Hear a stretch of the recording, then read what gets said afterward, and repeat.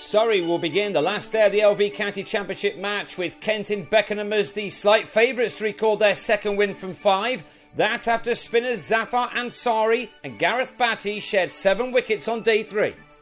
Surrey were looking for more runs as the penultimate morning began, with them on 250 for 8, 32 runs behind their hosts. Just 6 more have been added when Batty gave Matt Coles his 4th wicket of the innings with an LBW.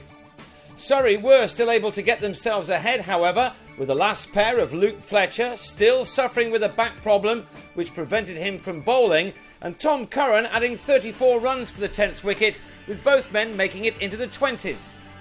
Darren Stevens finally trapped Fletcher in front to finish with figures of 4 for 48.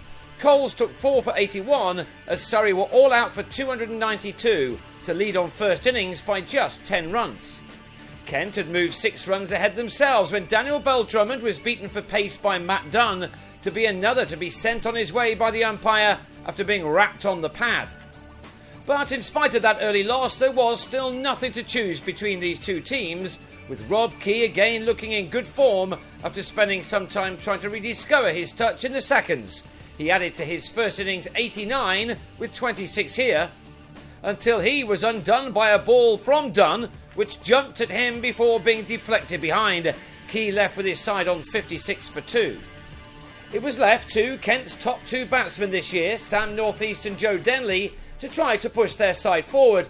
It was their 200-plus partnership which had seen their side defeat Gloucestershire last week, and they could have really have done with a telling contribution again here to put some distance between them and their opponents. Denley went after Ansari, hitting his 9th ball of the innings down the ground and over the rope. But 2 balls later, the spinner had Northeast on 26, very well held at slip by Stephen Davis, who showed off his speedy reactions. Ansari soon struck again, Fabian Cowdrey coming down the pitch to be stumped by a distance. He was out for 9, with Kent now on 113 for 4, 103 runs ahead. It was a turning point. 2 runs later and Ansari was able to celebrate again, finding some turn to have Stevens taken at slip by Davis.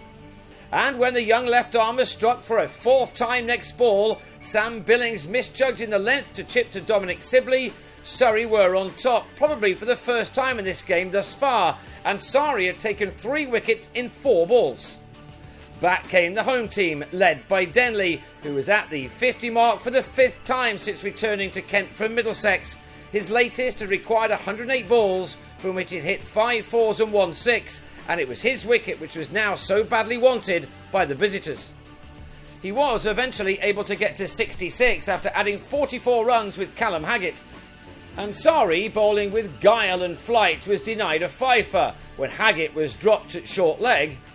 The next wicket to fall instead being the big one of Denley, who was bowled through the gate by Batty, proof enough that this pitch was now offering the spinners plenty. Ansari was to have less success against the left-handers of Haggett and Coles, as they put on 29 runs for the 8th wicket. Kent was still battling hard just to try to get ahead in what had been a fairly even contest throughout the first 3 days. Coles was trying his hardest to ruin Ansari's figures, this shot travelling all the way for 6.